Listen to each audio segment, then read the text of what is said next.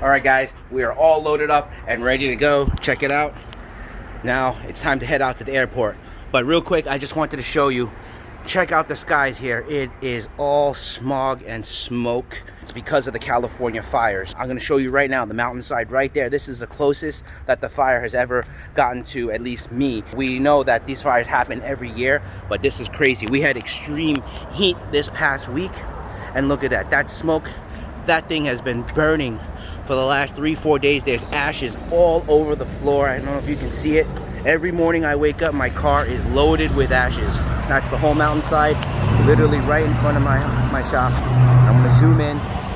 If you guys can see those red things, that's the fires coming over the ridge of the mountain. So who knows what this thing's gonna look like tomorrow if it comes over that side of the mountain. But that's California life for you, right? What's up, everybody? Welcome back to the Center for Stingray Biology. Once again, we got newborn pups, and once again, we got more than one batch born. We got 2 batches born, but we're gonna do this batch right here. All right, show everyone. So this system is my marble Motoro tank, okay?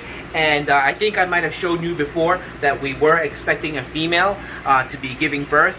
That's the mom right there, and the father is either this guy right there or that one right there.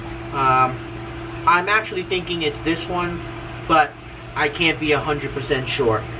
And as you guys can see, we got the pups hanging out right there. This time we got 4 pups born. The previous batch I actually didn't show you guys, but same thing, we did get 4 pups as well. What I'm gonna do today is, after I pull those pups out, I'm gonna show you side by side the previous batch and the ones just born, because I want you guys to get an idea of how different they've become, or how much they have changed since birth. Okay, so this is about a 3-month gap, 3.5 month gap between the batches, so we can actually see how much it has changed. When they're first born, they look very plain, very plain, but then they just get better and better and better. So that's what I'm going to show you guys today. But let's start by pulling out the ones that were born the other day. Not the other day, the ones that were born previously, which is in that basket over here, down here. And then what we're gonna do is we're gonna transfer them up into a bigger basket right there that I just put in. So let me go get the tray. All right, so what we're first gonna do is pull these guys out one by one, and then that you guys will get a good look at them. And then we'll catch the new ones. Oh man, they are beautiful. Look at this. They've gotten so big too. Okay, here's one.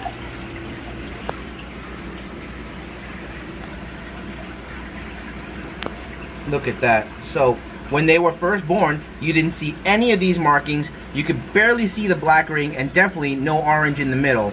And you'll see it in the newborns, but this is what it looks like now. And this one is a male. Okay, so it's gonna go right in here into a bigger basket. We'll grow it a little bit further. If any of you guys are interested, I am selling one of these, and I'm gonna keep the other 2 for myself for future breeding. Okay, let the water stop moving first, and then we'll get a good look at it. You see, look at that. Really nice. And the black will only get more and more intense and darker. And once that happens, we're gonna get a very high contrast looking fish with the really jet black rings with the orange center. And then as they get older, more marbling pattern is gonna show up. And just to give you guys an idea of what I'm talking about, there you go. You see? The black rings get darker, the orange gets brighter, the base color is like a light tannish, beigeish, orangey kind of color, and then with more age, the marbling in between the spots start to come out. So this would be a very accurate representation of what to expect from these guys that we just put into the cage. All right, but we can't see. All right, there we go. We can see through the cage. See? Very nice. All right, we still have one more to catch. Let's not waste time here, because today is going to be a very busy day for us. And I'll explain why in a minute. Well, see. Come on, what did you do? Huh? Don't worry about that. Maybe I touched the screen, but it's okay. So, yeah, it's really nice. This one, you can see some of the black marbling is already starting to come in. Really nice. So this is probably going to be one of the ones that I'm going to keep. All right. So they are in. Let's start catching these babies. Where'd they all go? They're all hiding on this side. We have a very big shipment coming in tonight. So I'm just trying to wrap up things here at the facility so I can go home and get some rest. Oh, look, you can see the little yolk sac. Did you see it, like? Let me see if I can get them up on the glass again. See, look at that. Get closer. Yeah.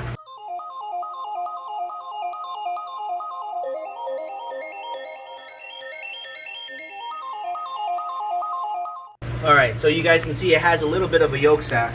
Now that could be one of two reasons why they have the yolk sac. Either they're born early, or they were so well fed that they have enough nutrition that they didn't need to absorb up the whole yolk sac. So see, there it is. That's what you're looking at. You can kind of see the little orange dots, right? That's the center. And then there's going to be a little bit of black halo, but that will start to show up with time. But really, as you see, it's a very plain and dull fish with not much pattern. But just to be able to see those kind of orangey spots right there already, this thing is going to be very nicely colored. Oh, that's okay. Busy talking. Well, of course I'm busy talking. Alright. And it's a very good size pups.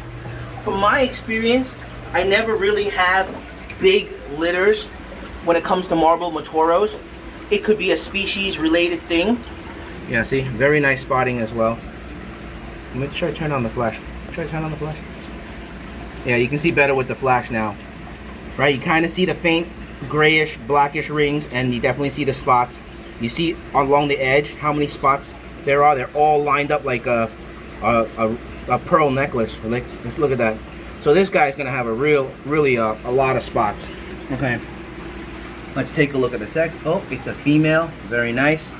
So anyways, like I was explaining, in my experience, when I'm breeding marble Motoros, I never have really big litters. Usually it's 4, 5 max. Okay, and like I said, I think it could be a species related thing.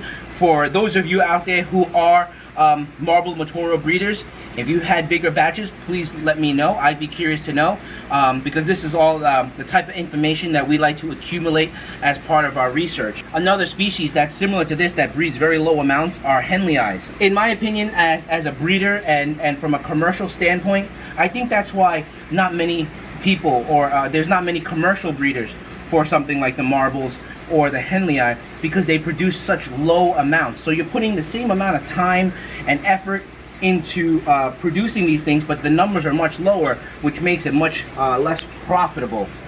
But when we produce quality like this, you know, obviously they command a higher price.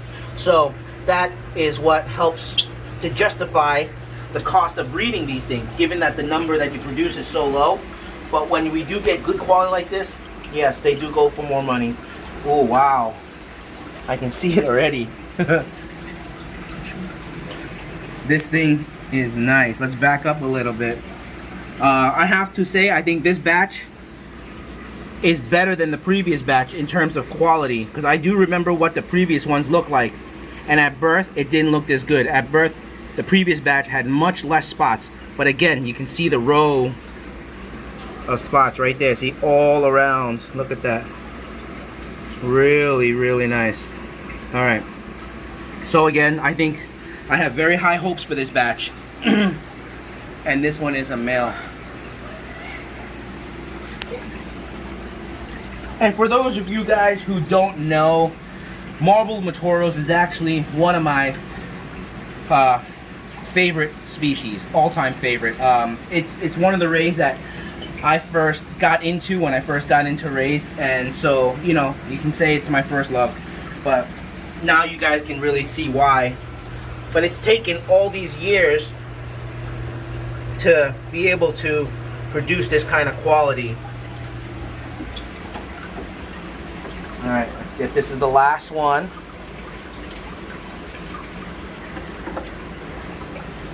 let's see here. Okay, see, this one doesn't stand out as much, but I think once you hit it with the flash, we might be singing a different tune. Let's focus. There we go. That's focused. Yeah, so this one has less spotting, but I do see the edge. It's there. It's very faint. These fish are going to need time to develop, and I will definitely keep you guys updated on the development of these things, because it's just so interesting to follow. On a daily basis, they keep getting better and better.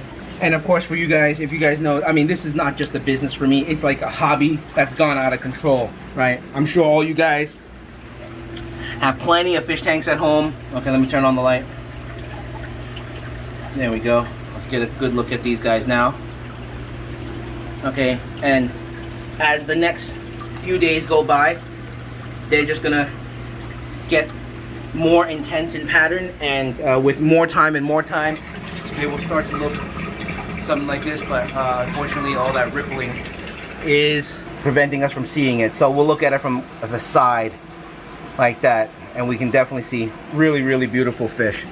Okay, so what we need to do now is we need to move on over to the other side where we got the next batch of pups. Don't leave us just yet. Let me run over there, and we're gonna catch those pups real quick, and then we call it the end of this video, right? But I'll be right back.